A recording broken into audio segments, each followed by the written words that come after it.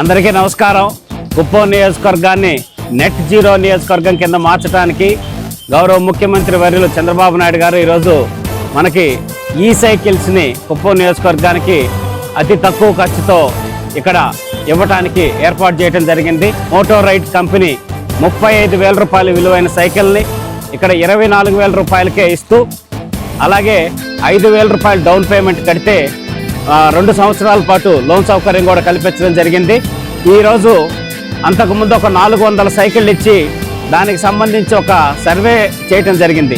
ప్రతి కుటుంబానికి నెలకి 1,500 నుంచి 2,000 రూపాయలు ఆదాయం, ఆరోగ్యం అన్నీ కూడా అందుబాటులో ఉన్నాయని చెప్పనేసి ఆ సర్వే ద్వారా మనకు తెలియటం జరిగింది.